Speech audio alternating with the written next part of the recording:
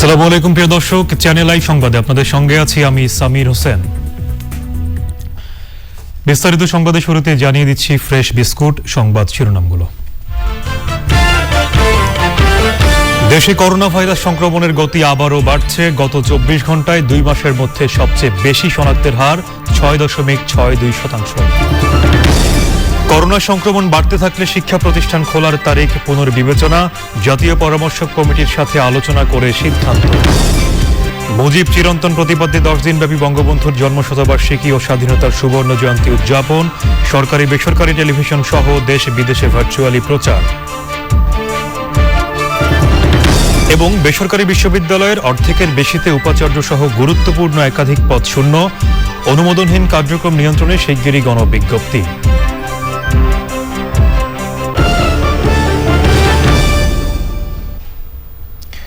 এছাড়াও সোশ্যাল ইসলামী bank limited বিশেষ সংবাদে থাকছে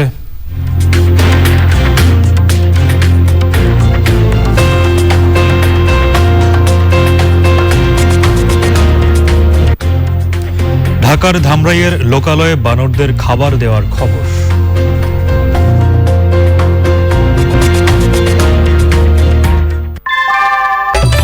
ঘরের চালের স্থায়ী সমাধান আনোয়ার সিমেন্ট শীট, সব সিজনেই ফিট। সংবাদ শিরোনামগুলো জানাচ্ছিলাম, এবার বিস্তারিত। দেশে গত কয়েক মাসে করোনা ভাইরাস সংক্রমণের যে নিম্নমুখী প্রবণতা ছিল তা আবার বাড়তে শুরু করেছে। স্বাস্থ্য অধিদপ্তরের পাঠানো তথ্য অনুযায়ী শুক্রবার গত 2 মাসের মধ্যে সবচেয়ে বেশি রোগী শনাক্ত হয়েছে। শনাক্তের হার আবার 6% ছাড়িয়েছে।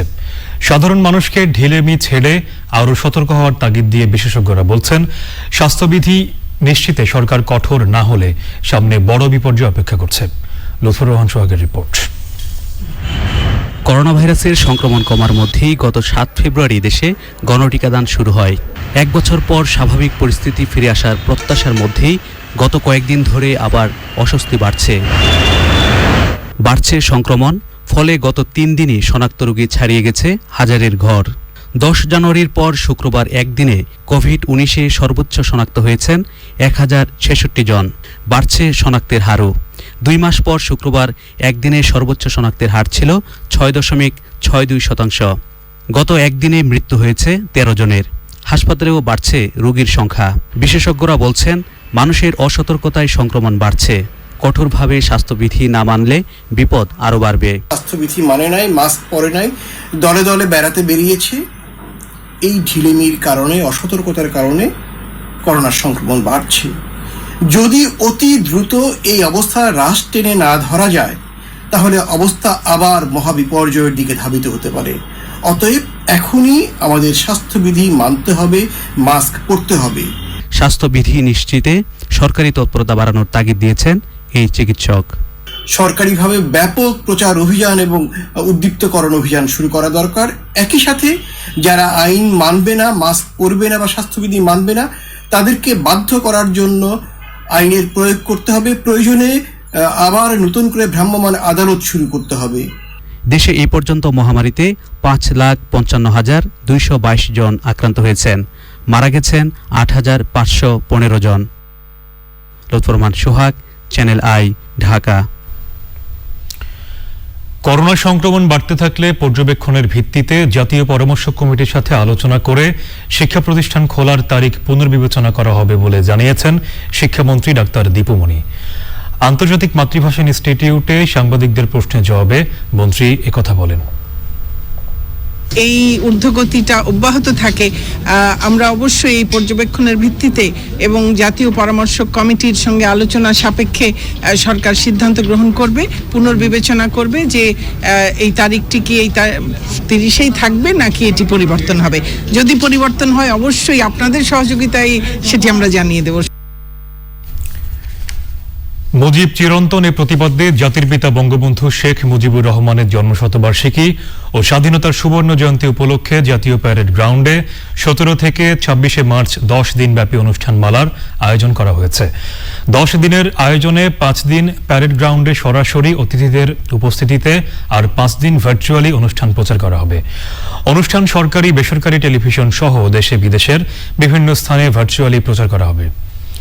বিকেলে আন্তর্জাতিক মাতৃভাষা ইনস্টিটিউটে এক সংবাদ সম্মেলনে এ বিষয়ে বিস্তারিত জানায় জাতির পিতা বঙ্গবন্ধু শেখ মুজিবুর রহমানের জন্মশতবার্ষিকী উদযাপন জাতীয় বাস্তবায়ন কমিটি। লায়লা নওশিনের রিপোর্ট। ঐতিহাসিক 7ই মার্চ নামক মহাকাব্যের রচয়িতা জাতির পিতা বঙ্গবন্ধু শেখ মুজিবুর রহমানের জন্মশতবর্ষ ও স্বাধীনতার সুবর্ণ জয়ন্তীর সব প্রস্তুতি সম্পন্ন। জাতীয় প্যারেড গ্রাউন্ডে 17 থেকে 26 মার্চ 10 দিনব্যাপী আয়োজন নিয়ে এই সংবাদ সম্মেলন।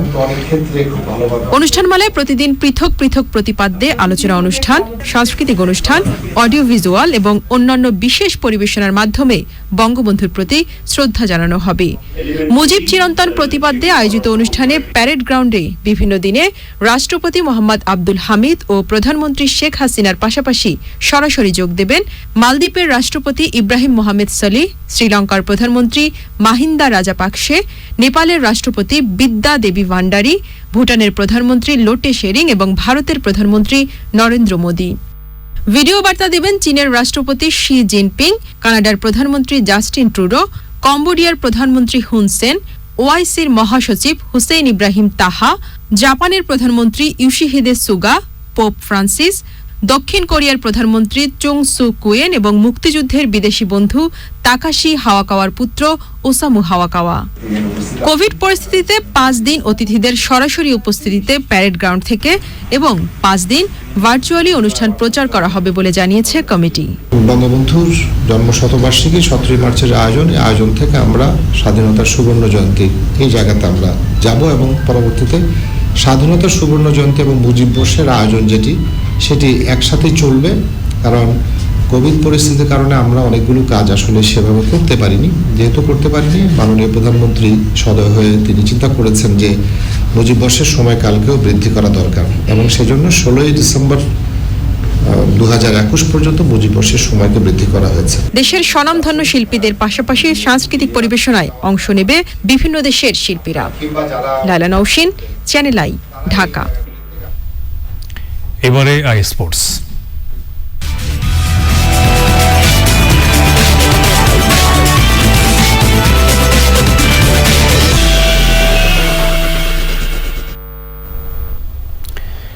খেলাধুলা সব আপডেট নিয়ে আই স্পোর্টসে আছেন মিশু চৌধুরী, যাচ্ছি তার কাছে। মিশু, ধন্যবাদ আপনাকে। সম্মানিত দর্শক সবাইকে শুভেচ্ছা সহ আমন্ত্রণ জানাচ্ছি আজকের আই স্পোর্টসে। আমি মিশু চৌধুরী আপনাদের সাথে আছি। আয়োজনের শুরুতেই থাকছে ইয়াং টাইগারদের সিরিজ জয়ের খবর। চতুর্থ আনঅফিসিয়াল ওয়ানডেতে আয়ারল্যান্ড এ দলের বিপক্ষে 8 উইকেটের বড় জয় পেয়েছে বাংলাদেশ এমাজিন দল। এই জয়ে 5 ম্যাচ সিরিজে 1 ম্যাচ হাতে রেখেই সিরিজ নিজেদের করে নিল বাংলাদেশ। জয়ের ধারাবাহিকতা ধরে রেখে 4-0-তে সিরিজ নিশ্চিত করতে চায় বাংলাদেশ এমাজিন দল। সাদি মাহমুদের রিপোর্ট। চট্টগ্রামে প্রথম ওয়ানডে স্থগিত হওয়ার পর পরের 2 ম্যাচে জয় পায় বাংলাদেশ ইমার্জিং দল। আর তাই সিরিজে টিকে থাকতে মিরপুরের চতুর্থ ম্যাচটি ছিল আইরিশদের জন্য বাঁচা মরার লড়াই। আগে ব্যাট করতে নেমে 2 পেসার সুমন খান ও মুকিদুল ইসলামের বোলিং তোপে পড়ে আয়ারল্যান্ড এ দল। উইকেট ভাঙার মিছিলে 2 পেসারের সাথে পরে যোগ দেন 2 স্পিনার রাকিবুল হাসান ও সাইফ হাসান। সুমন খান 4টি এবং মুকিদুল, রাকিবুল ও সাইফ 2টি করে উইকেট তুলে নেন। এতেই 183 রানে থামে টিম আয়ারল্যান্ড। লক্ষ্য বেশি বড় নয়, তারপরও শুরুর দিকে 2 ব্যাটসম্যানের বিদায়ে কিছুটা হলেও শঙ্কা জেগেছিল ইমার্জিং শিবিরে। কিন্তু দায়িত্বশীল ব্যাটিংয়ে শুরুর ধাক্কা সামাল দিয়ে দলকে জয়ের বন্দরে নিয়ে যাওয়ার কাজটা বেশ ভালোই করেছেন মাহমুদুল হাসান জয় এবং তৌহিদ হৃদয়। জয় 80 এবং হৃদয় 88 রানে অপরাজিত থাকেন। এতেই 8 উইকেটের বড় জয় পায় টিম বাংলাদেশ। এই স্পিড ক্যাম্প কিন্তু আমরা অনেক দিন হলো করতেছি। আমাদের প্রত্যেকটা প্লেয়ার অনেক ভালো শেপে আছে এবং আমরা অনেক প্র্যাকটিস ম্যাচ বলেন, অনেক প্রেসিডেন্ট কাপ, বঙ্গবন্ধু কাপ সব কিছুর ভিতরে আমরা অনেক টাচে ছিলাম। হয়তোবা সেই জন্য আমাদের ব্যাটসম্যানরা, বোলাররা সবাই অনেক ভালো পারফর্ম করতে পারতেছে। ইমার্জিং টিমের আপাতত লক্ষ্য জয়ের এই ধারাবাহিকতা ধরে রেখে 4-0-তে সিরিজ নিশ্চিত করা। 3টা ম্যাচ আমরা খুব ভালো ব্যবধানে জিতছি, তো আমরা সেখান থেকে একটা কনফিডেন্স পাইতেছি এবং আমি আশা করি যে আমরা যেহেতু সিরিজের প্রথম থেকে ডমিনেট করতেছি এই সিরিজটা, তো আমি মনে করি যে নেক্সট ম্যাচটা আমরা ভালো ফিনিশ করে এই পুরো ওয়াশ করবো আর কি, এটা আমাদের টার্গেট আছে। রোববার মিরপুরে পঞ্চম ও শেষ ওয়ানডেতে মুখোমুখি হবে আয়ারল্যান্ড এ এবং বাংলাদেশ ইমার্জিং দল। সাদি মাহমুদ, চ্যানেল আই, ঢাকা। এবারে টাইগারদের আপডেট।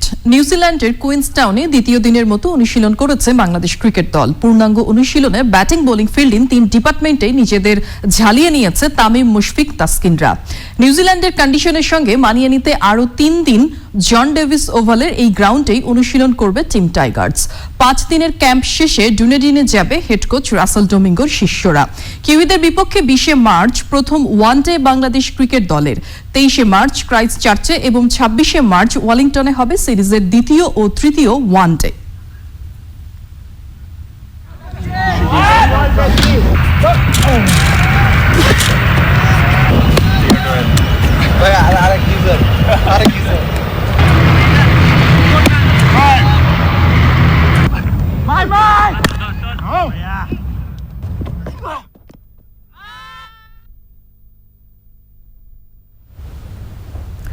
এবারে ফুটবল।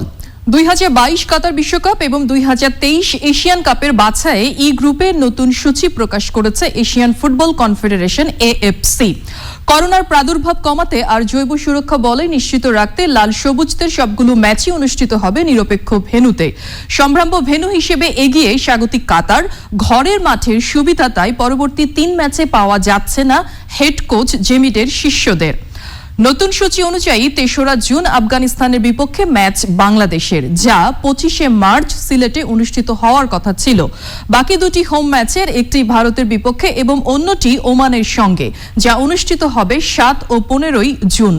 এশিয়ান অঞ্চলের বাছাইয়ে ই গ্রুপে মাত্র 1 পয়েন্ট নিয়ে টেবিলের তলানিতে আছে জামাল ভুঁইয়ার দল। 16 পয়েন্ট নিয়ে শীর্ষে আছে আয়োজক কাতার। ফুটবল মাঠের প্রতিপক্ষ তারা। গত 1 দশকে স্প্যানিশ জায়ান্ট বার্সেলোনা রিয়াল মাদ্রিদের এল ক্লাসিকোর অন্যতম 2 কুশীল বার্সেলোনার লিও মেসি ও রিয়াল মাদ্রিদের সার্জিও রামোসের মাঠে আইন সিদ্ধ কিংবা আইন বহির্ভূত লড়াই আনন্দ দিয়েছে দুনিয়ার কোটি ফুটবল ভক্তকে। প্রবল প্রতিপক্ষ বার্সা অধিনায়ক মেসিকে মাদ্রিদের নিজের বাড়িতে থাকার আমন্ত্রণ জানিয়েছেন রিয়াল অধিনায়ক রামোস। জুনে চুক্তির মেয়াদ শেষ হলে মেসি বার্সেলোনা ছেড়ে যোগ দিতে পারবেন যে কোনো দলে। এমন সময় এলো শত্রু শিবির থেকে আমন্ত্রণ। তবে রিয়াল এখনো চুক্তি নবায়ন না করায় আগামী মৌসুমে রামোসের গ্যালাকটিকোসে থাকাই নিশ্চিত নয়।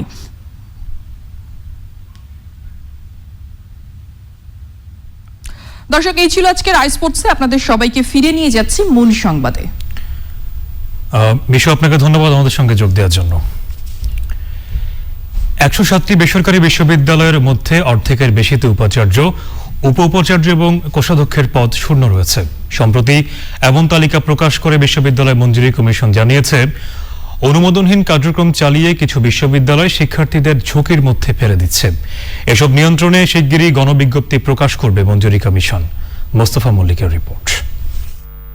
দেশে অনুমোদিত বিশ্ববিদ্যালয়ের সংখ্যা 107টি। এর মধ্যে 71টিতে উপাচার্য নেই, উপ-উপাচার্য নেই 21টিতে, 53টিতে কোষাধ্যক্ষ নেই। উপ-উপাচার্য এবং কোষাধ্যক্ষ কেউ নেই এমন বেসরকারি বিশ্ববিদ্যালয় 19টি। এই প্রাইভেট বিশ্ববিদ্যালয়গুলো তারা অনেকেই বেশ কিছু বিশ্ববিদ্যালয়ের vice chancellor, pro vice chancellor, treasurer আছে। আর অধিকাংশে দেখা যাচ্ছে যে আইদার ভাইস চ্যান্সেলর নাই অথবা ট্রেজারার নাই, প্রো ভাইস চ্যান্সেলর তো প্রশ্ন ওঠে না, এরকম অবস্থা। এখন এইভাবে যদি একটা পদ্ধতি যেটা চলমান, যেটা একটা আইন এবং বিভিন্ন নিয়মাবলীর মধ্য দিয়ে চলে, সেখানে হঠাৎ করে তারা সেই সিস্টেমকে পাশ কাটিয়ে যাওয়ার জন্য একতরফাভাবে বা যেভাবে হোক প্রতিকার পেয়ে যায়, তাহলে কিন্তু তখন আমাদের সমস্যা তৈরি হয়। বেসরকারি বিশ্ববিদ্যালয় আইন অনুযায়ী 3 পদে নিয়োগ দেন বিশ্ববিদ্যালয়ের আচার্য ও রাষ্ট্রপতি। বারবার তাগিদ দেওয়ার পরও উপযুক্ত নাম না দিয়ে অনিয়মে জড়িয়ে পড়ছে বিশ্ববিদ্যালয়গুলো। এই পদে না থাকলে, বিশেষ করে ভাইস চ্যান্সেলর না থাকলে, ওই সনদে স্বাক্ষর করা আর কারো এখতিয়ার নাই। তাহলে ওই বিশ্ববিদ্যালয় কারো তো আমাদের থাকে না, মানে আমাদের সাথে যোগাযোগ করার আইনগত কোনো প্রতিনিধি পাঠানোরও সুযোগ থাকে না। অনেক জায়গায় ট্রাস্টি বোর্ড তারা আর্থিক বিষয় মারাত্মকভাবে নিয়ন্ত্রণ করে, অর্থ এমনও অভিযোগ আছে বিদেশে পাচার করছে, আমরা সেরকম তদন্তও করছি, মানে সো কল্ড অনুমোদন নিয়ে কাজ চালিয়ে যায়, তাহলে সমস্যা। ইউজিসি বলছে উপাচার্য, উপ উপাচার্য ও কোষাধ্যক্ষ রয়েছে এমন বেসরকারি বিশ্ববিদ্যালয় মাত্র 10টি। আবার অনেক বেসরকারি বিশ্ববিদ্যালয় আইনের বাইরে গিয়ে নিজেদের খেয়াল খুশি মতো উপাচার্য নিয়োগ দেয়। এসবও নিয়ন্ত্রণ করা হবে। Mostafa Mallik, channel I, Dhaka. সংবাদের এ পর্যায়ে নিচ্ছি অশোক লিরান ডিফাদটস বিরতি, আর বিরতির পর্যায়ে থাকছে মিয়ানমারের সামরিক জান্তা বিরোধী বিক্ষোভ দমাতে কমপক্ষে 70 জনকে হত্যার দাবি, 2000-এর বেশি মানুষ আটক। চ্যানেল আই সংবাদে আবারও আমন্ত্রণ। করোনার প্রতিকূল পরিবেশেও মেলা চালিয়ে নেওয়ার জন্য সবাইকে সহযোগিতা করার আহ্বান জানিয়েছেন সংস্কৃতি প্রতিমন্ত্রী KM খালিদ। দুপুরে বাংলা একাডেমি প্রাঙ্গণ ও সোহরাওয়ার্দী উদ্যানে 21শে বইমেলার স্টল নির্মাণ সহ সার্বিক প্রস্তুতি পরিদর্শন শেষে সংস্কৃতি প্রতিমন্ত্রী মেলায় সবাইকে স্বাস্থ্যবিধি মেনে চলার আহ্বান জানিয়েছেন।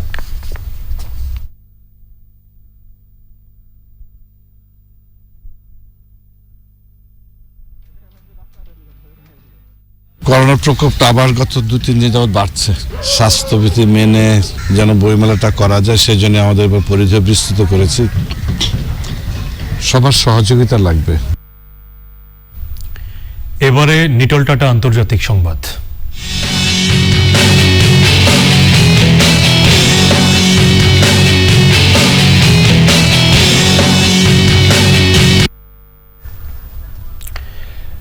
ফেব্রুয়ারির প্রথম দিন সামরিক অভ্যুত্থানের পর থেকে এর বিরুদ্ধে চলমান বিক্ষোভ দমাতে কমপক্ষে 70 জনকে হত্যা করেছে বলে জানিয়েছেন মিয়ানমারে জাতিসংঘের মানবাধিকার তদন্ত কর্মকর্তা টমাস অ্যান্ড্রু।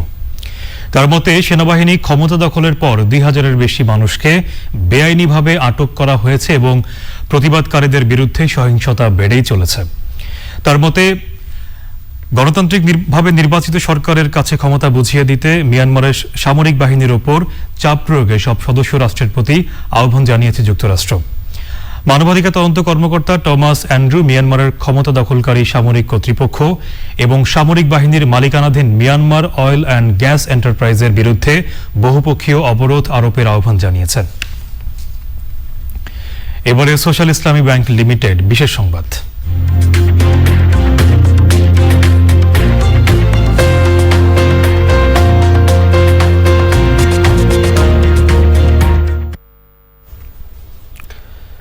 ধামরাইয়ের কয়েকটি এলাকায় অনেক বানরের বসবাস।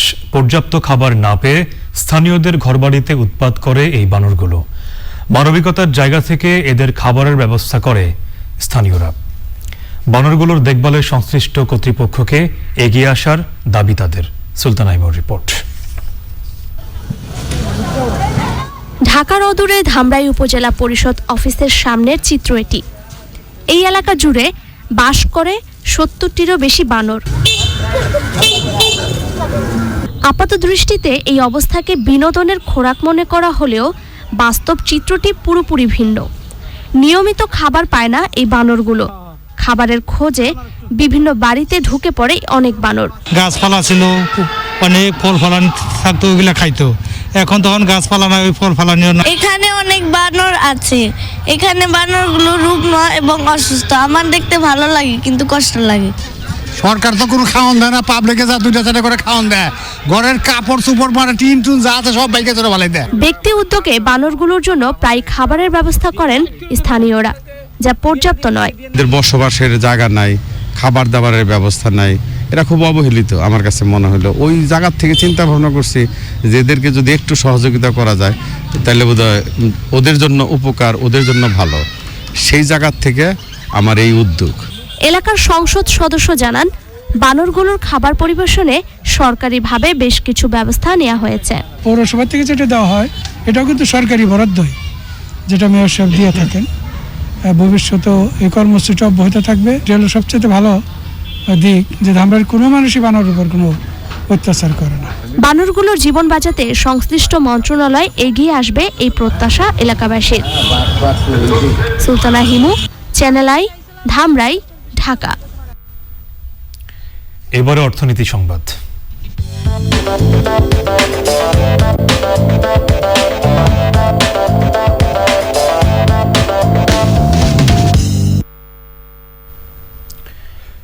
করোনা মহামারীতে স্টোরগুলো বন্ধ হয়ে যাওয়ায় গত বছর ৭৮% মুনাফা কমেছে German sports wire group অ্যাডিডাসের।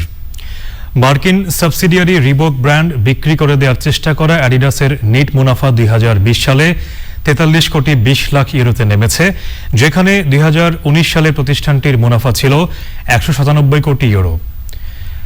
Adidas বিবৃতিতে জানিয়েছে গত বছর বিক্রি ১৬% কমে ১৯৮০ কোটি ইউরোতে দাঁড়িয়েছে।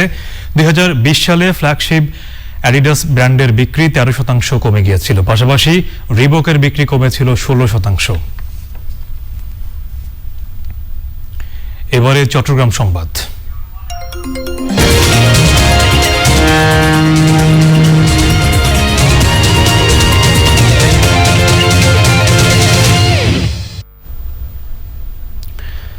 তথ্যমন্ত্রী ডক্টর হাসান মাহমুদ বলেছেন, বিএনপি চেয়ারপারসন বেগম খালেদা জিয়া আদালত থেকে জামিন কিংবা খালাস পাননি। তার পরিবারের আবেদনের প্রেক্ষিতে প্রধানমন্ত্রী প্রশাসনিক ক্ষমতা বলে তাকে ৬ মাসের জন্য ঘরে থাকার সুযোগ করে দিয়েছেন। এজন্য মির্জা ফখরুল ইসলাম আলমগীরের উচিত ছিল প্রধানমন্ত্রীকে ধন্যবাদ দেয়া। সেটি না করে বরং তিনি বলছেন উন্নত চিকিৎসার জন্য বেগম খালেদা জিয়াকে বিদেশ নিয়ে যেতে হবে। বিটিভি চট্টগ্রাম কেন্দ্রে নতুন তালিকাভুক্ত শিল্পীদের সংবর্ধনা অনুষ্ঠান শেষে সাংবাদিকদের কথা বলেন তথ্যমন্ত্রী। বাংলাদেশ টেলিভিশন বিটিভি মহাপরিচালক সোহরাব হোসেনের সভাপতিত্বে এই অনুষ্ঠানে আরো বক্তব্য রাখেন চট্টগ্রাম সিটি মেয়র বীর মুক্তিযোদ্ধা এম রেজাউল করিম চৌধুরী, তথ্য মন্ত্রণালয়ের অতিরিক্ত সচিব মিজান উল আলম, বিশিষ্ট নাট্য ব্যক্তিত্ব ও সাংস্কৃতিক কর্মী আহমেদ ইকবাল হায়দার, বিটিভি চট্টগ্রাম কেন্দ্রের জেনারেল ম্যানেজার নিতাই কুমার ভট্টাচার্য সহ অন্যরা। এবং আমি শুধু বলতে চাই যে এখন মির্জা ফখরুল ইসলাম আলমগীর সাহেবের উচিত ছিল যে আদালত থেকে জামিন না পাওয়া সত্ত্বেও কিংবা খালাস না পাওয়া সত্ত্বেও বেগম খালেদা জিয়াকে যে মাননীয় প্রধানমন্ত্রী জননেত্রী শেখ হাসিনা তার প্রশাসনিক ক্ষমতা বলে আইনগতভাবে তার যে ক্ষমতা দেয়া আছে, তার যে ক্ষমতা আছে সেই ক্ষমতা বলে তিনি তাকে ঘরে থাকার জন্য, মুক্তি দিয়ে ঘরে থাকার জন্য ব্যবস্থা করে দিয়েছেন। সেই ধন্যবাদটুকু দেওয়া উচিত ছিল, সেটি না দিয়ে বরং তিনি বলছেন যে তাকে বিদেশ নিয়ে যেতে হবে। এবারে পূবালী ব্যাংক লিমিটেড কৃষি সংবাদ।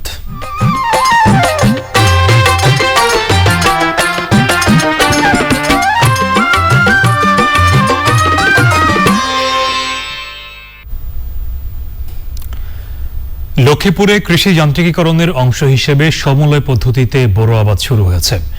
সদর উপজেলার ভবানীগঞ্জে 50 একর জমিতে এই পদ্ধতিতে চারা উৎপাদন ও রোপণ করছেন কৃষক। ফসল তোলার সময়ও যন্ত্র দিয়ে ধান কাটা, মাড়াই, ঝাড়াই ও বস্তাবন্দি করবেন কৃষক। লক্ষ্মীপুর থেকে মহিউদ্দিন মুরাদের পাঠানো তথ্য ও ভিডিও চিত্রে আলিম আল রাজির রিপোর্ট।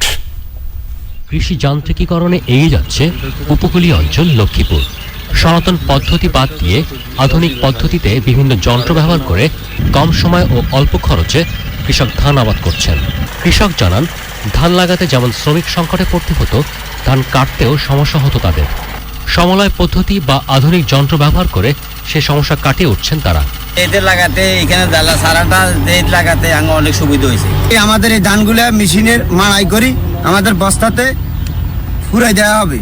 এই মেশিনের রোগাটা রোপণ করাতে আমরা অনেক উপকৃত হইতেছি।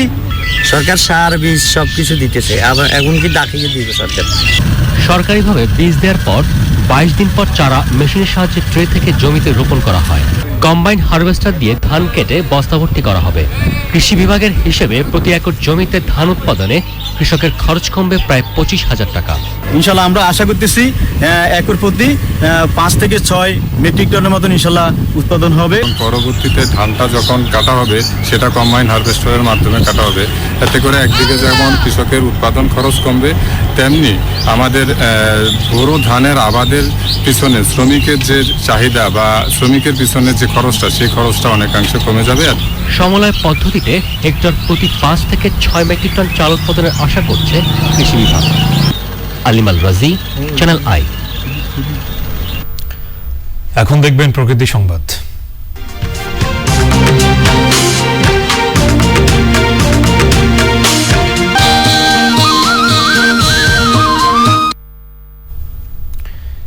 দেশের উত্তরাঞ্চলের বাঙালি, করতোয়া, ফুলজোর ও হুরাসাগর নদী খনন চলছে। এ প্রকল্পে পর্যায়ক্রমে গাইবান্ধা, বগুড়া ও সিরাজগঞ্জ অংশে 217 কিলোমিটার নদীপথ খনন করা হবে। এতে নদীর জীববৈচিত্র্য সমৃদ্ধ হওয়ার পাশাপাশি নির্ভরশীল জনগোষ্ঠী উপকৃত হবে। সিরাজগঞ্জ থেকে ফেরদৌস রবিনের রিপোর্ট।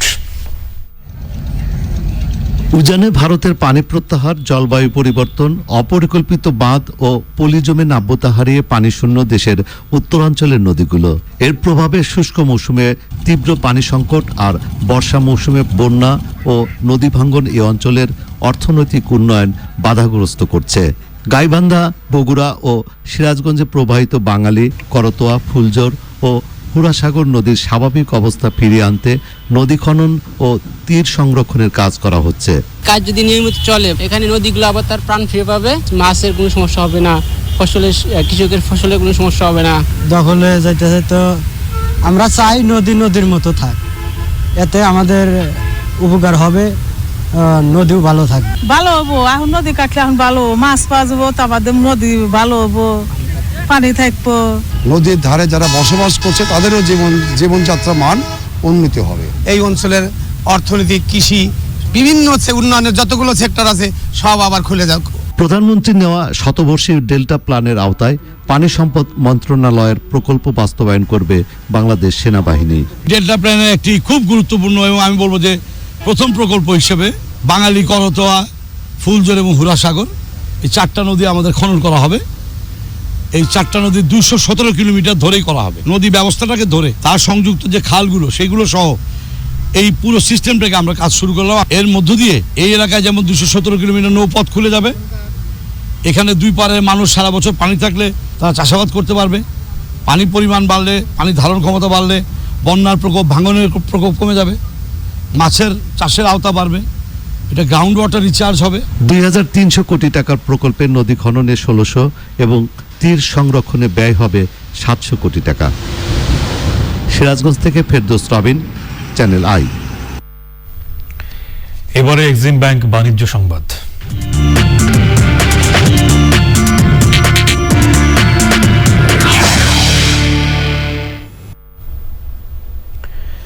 কার্বন নির্গমন খরচ কমিয়ে পরিবেশ দূষণ রোধ, খরচ কমিয়ে আনা সহ নানা কারণে বিশ্বব্যাপী দ্রুত জনপ্রিয় হয়ে উঠছে বৈদ্যুতিক গাড়ি। করোনাকালেও বিশ্বব্যাপী বৈদ্যুতিক গাড়ি বিক্রিতে রেকর্ড প্রবৃদ্ধি হয়েছে। জার্মানির centre for solar energy and hydrogen research burden বা জিএসডব্লিউ এর প্রতিবেদনে বলা হয়েছে, গত বছর বিশ্বব্যাপী বৈদ্যুতিক গাড়ির বিক্রি 38% বেড়েছে। আগের বছরের তুলনায় এ সময় 30 লাখেরও বেশি এ ধরনের গাড়ি বিক্রি হয়েছে। এর মধ্য দিয়ে বিশ্বব্যাপী সড়কে চলাচল করা ই কারের সংখ্যা এখন দাঁড়ালো 1,09,00,000 মতো। প্রতিবেদনে আরও বলা হয়েছে, বিশ্বব্যাপী যেসব কোম্পানির বৈদ্যুতিক গাড়ি বিক্রি বেড়েছে তার শীর্ষ 6টির 3টি জার্মানির। সংবাদের পর্যায়ে আবারও নিচ্ছি অশোক লিলান্ডি ফাদোটস বিরতির পর চ্যানেল আই সংবাদে আবারও আমন্ত্রণ। শুরু হয়েছে women leadership award and expo 2021। রাজধানীর একটি হোটেলে 2 দিনব্যাপী আয়োজনে 17 জন সফল নারী উদ্যোক্তাকে সম্মাননা দেওয়া হয়েছে। মেলায় নিজেদের স্টলে পণ্য প্রদর্শন করেন উদ্যোক্তারা। সুলতান হাইমুর রিপোর্ট। বিশ্বের সঙ্গে তাল মিলিয়ে দেশের নারীরা বিভিন্ন ক্ষেত্রে নিজেদের দক্ষভাবে তুলে ধরছে। সেই নারীদের সম্মাননা দিতে উইমেন লিডারশিপের আয়োজনে শুরু হয়েছে women leadership award and expo 2021-এর প্রথম আসর। 2 দিনব্যাপী এই আয়োজনে নারী উদ্যোক্তারা স্টলে নিজেদের তৈরি পণ্য প্রদর্শনী করেন। জমকালো মেলার উদ্বোধন করেন ঢাকা উত্তর সিটি কর্পোরেশনের মেয়র আতিকুল ইসলাম। ভার্চুয়ালি এই আয়োজনে যুক্ত হন শিক্ষামন্ত্রী ডক্টর দীপুমণি। 17টি ক্যাটাগরিতে 17 জন সফল নারী উদ্যোক্তাদের সম্মাননা দেয়া হয়। Innovation, innovative, out of the box, এগুলো কিন্তু আমাদের জন্য শিক্ষার বিষয় এবং যে বাংলাদেশ যে ভবিষ্যতে এগিয়ে যাবে মাননীয় প্রধানমন্ত্রীর নেতৃত্বে, প্রধানমন্ত্রী থাকবেন, তাদের সাথে কিন্তু বাচ্চারাই কিন্তু কাজ করবে। আয়োজকরা জানান, নারী উদ্যোক্তাদের সাহস যোগাতেই এই উদ্যোগ। নারী হিসেবে কোনো ধরনের বাধা যদি আপনারা ফেস করেন, সেক্ষেত্রে আপনারা অবশ্যই আত্মবিশ্বাস রাখবেন এবং অবশ্যই আপনারা সফলতা পাবেন। বিভিন্ন ফিল্ডে যারা বিভিন্ন ভূমিকা রাখছে বড় নারীদের পাশে আমরা থাকবো, সেই ক্ষেত্রে আমরা সব ধরনের আমাদের এফার্ট থাকবে। Finally she could make it happen. So আমার বোন যখন, আমার সব কিছুতে আমার বোন ছিল, সো আমিও চেয়েছিলাম যে আমার বোনের এত বড় একটা আয়োজনে তার পাশে থাকবে। ওমেনদেরকে অ্যাওয়ার্ড দিয়ে সম্মান জানানো হয়েছে, তো এই ধরনের একটা প্রোগ্রামে আমি ছোট একটা অংশ হয়ে আমার নিজের কাছেও খুব ভালো লাগছে। 13 মার্চ শেষ হতে যাওয়া এই আয়োজনের media partner channel I. Sultana Himu, channel I, Dhaka. কর্মসংস্থান সৃষ্টি এবং শিক্ষা ও স্বাস্থ্যসহ নানা ধরনের সেবার মধ্য দিয়ে দেশ ও সমাজ উন্নয়নে কাজ করে যেতে চায় এসএসসি ব্যাচ 1986 বাংলাদেশ। প্রথম বর্ষপূর্তির সমাপনী পর্বে সংগঠনের স্বপ্নদ্রষ্টা আশরাফুল হক সোহেল বলেছেন, এরই মধ্যে 10,000 ছাড়িয়ে যাওয়া সদস্যের সংগঠনটির পরিধি দেশ ও দেশের বাইরে বেড়েই চলেছে। 1986 সালে সারা দেশ থেকে এসএসসি পাশ করা ব্যক্তিদের নিয়ে গড়ে উঠেছে এসএসসি ব্যাচ 1986 বাংলাদেশ। নিয়ে আমরা কিছু করতে চাই।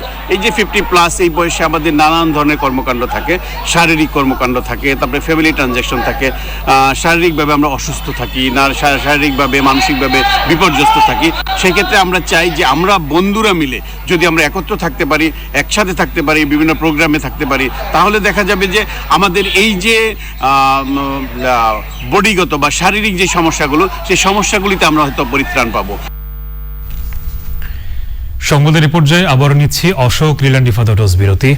বিরতির পর চ্যানেল আই সংবাদে আবারও আমন্ত্রণ। চাকরি রাজস্বকরণের দাবিতে মানববন্ধন করেছে চাকরি রাজস্বকরণ বাস্তবায়ন পরিষদ। রাজধানীতে 103টি প্রতিবন্ধী সেবা ও সাহায্য কেন্দ্রের সকল জনবলের চাকরি রাজস্বকরণের দাবি জানিয়েছে সংগঠনটির সদস্যরা। দাবি তুলে ধরে বক্তৃতা করেন সংগঠনের আহ্বায়ক মনসুর আলী সহ অন্যরা।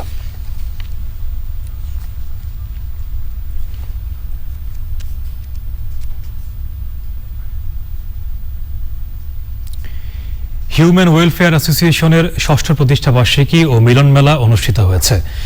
জাতীয় শিশু কল্যাণ পরিষদ আয়োজিত মিলন মেলায় মোহাম্মদ রফিকুল ইসলামকে সভাপতি এবং মনিরুল ইসলামকে সাধারণ সম্পাদক করে নতুন কমিটি ঘোষণা করা হয়েছে। নতুন কমিটি 2020-2021 বর্ষে দায়িত্ব পালন করবেন। এ সময় মোটিভেশনাল স্পিকার আলমাসুর রহমান এবং অন্যরা উপস্থিত ছিলেন।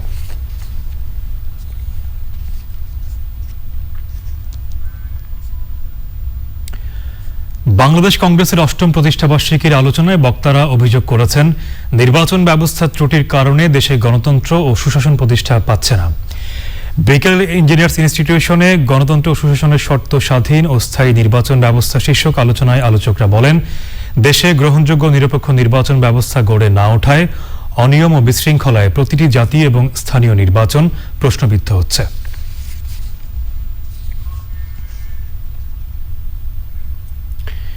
খুলনা প্রকৌশল ও প্রযুক্তি বিশ্ববিদ্যালয় প্রাক্তন ছাত্রলীগের মিলন মেলা অনুষ্ঠিত হয়েছে। রাজধানীর ইঞ্জিনিয়ার্স ইনস্টিটিউশন প্রাঙ্গণে মিলন মেলার নানা আয়োজনে অংশগ্রহণ করেন কুয়েট ছাত্রলীগের সাবেক নেতাকর্মীরা।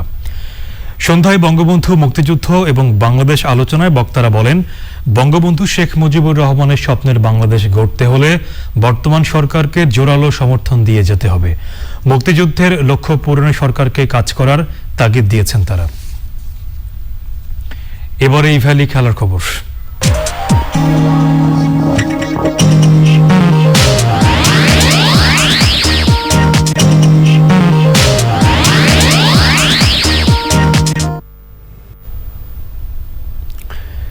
রুমান আহমেদের সবুজ দলকে 8 উইকেটে হারিয়ে নবম বাংলাদেশ গেমসে স্বর্ণপদক জিতেছে সালমা খাতুনের নীল দল। সিলেটে টস হেরে ব্যাটিংয়ে নেমে সালমাদের নিয়ন্ত্রিত বোলিংয়ে 36 ওভারে 72 রান তুলে অল আউট হয় সবুজ দল। জাহানারা ও মমতা 3টি করে উইকেট নেন, সালমান নেন 2 উইকেট। সহজ লক্ষ্যে ব্যাটিংয়ে নেমে 18 ওভারেই জয় নিশ্চিত করে বাংলাদেশ নীল দল। শামিমা 31 ও ফারজানা 28 রান করেন।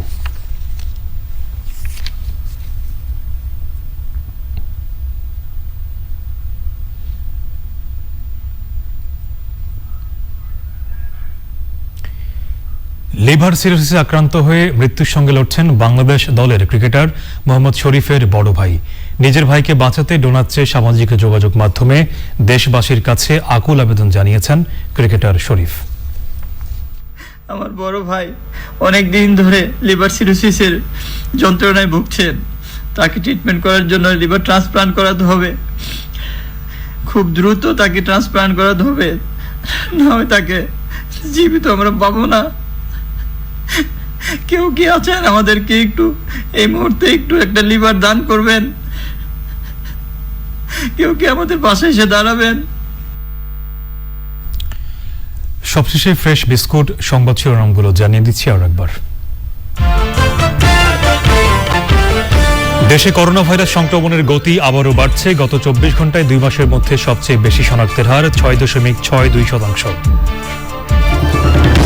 করোনা সংক্রমণ বাড়তে থাকলে শিক্ষা প্রতিষ্ঠান খোলার তারিখ পুনর্বিবেচনা, জাতীয় পরামর্শ কমিটির সাথে আলোচনা করে সিদ্ধান্ত।